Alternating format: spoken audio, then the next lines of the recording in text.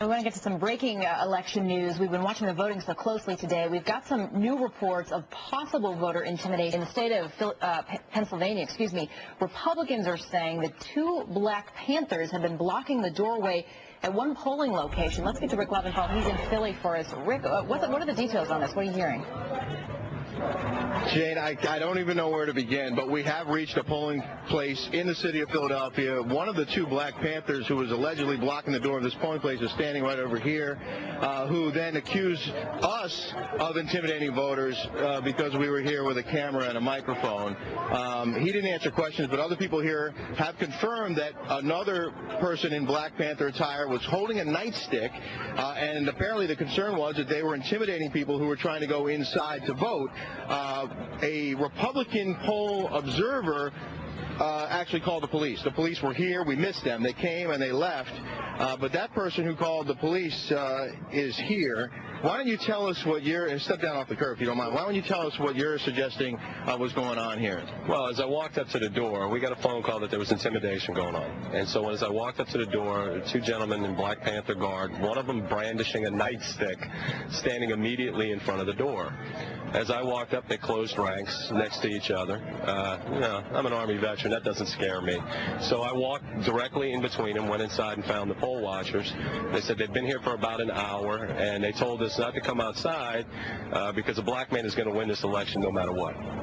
So as I came back outside to see, the nightstick turns around and says, we're tired of white supremacy, and it starts tapping the nightstick in his hand, at which point I said, okay, we're not going to get in a fist fight here, and I called the police. The police came, and they removed the guy with the nightstick. The person with the nightstick was asked to leave, or they escorted him away from the polling place, which is what someone else just confirmed with me here inside. But the implication is you're telling me that the Black Panthers were there to intimidate white voters from coming to this polling location. Or anyone who's not going their way. I don't know. A guy standing in front of a polling place with a nightstick is an intimidating factor for all voters.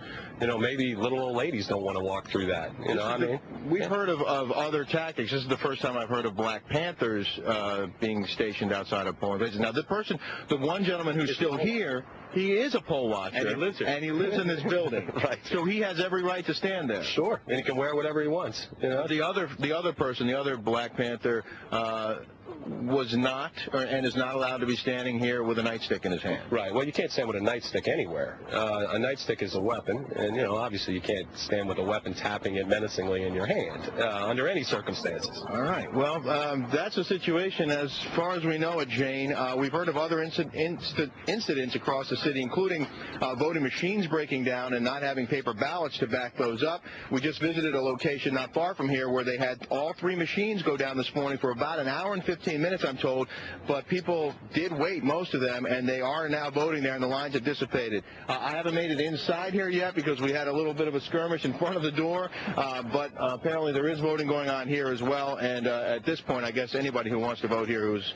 legally allowed to vote here, presumably can vote here. Rick, Jane. I know the Philly Police Department doesn't have enough people to man every single polling site in the city, but as far as you understand it, the police have come and gone. I mean, is there anybody there monitoring what's going on if some of those guys are still hanging around?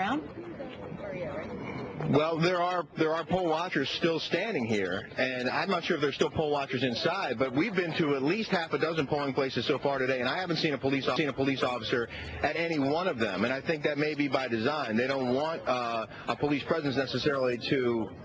That also could intimidate some voters, presumably. Sure. But we have not seen any police at any polling place, and this is the first we've heard of any problem that might require a police presence. The police did come, we're told. They did escort one gentleman out of here. The other guy has every right to be here, and he's still standing guard out there in front of the door. Right, and it's true in polling places in some parts of the country, they actually don't want the police there on site. But if there has been a problem there, you wonder if they're monitoring it. Rick, keep us updated. Plenty going on there for you. Yeah. You're not going to be bored today. Does seem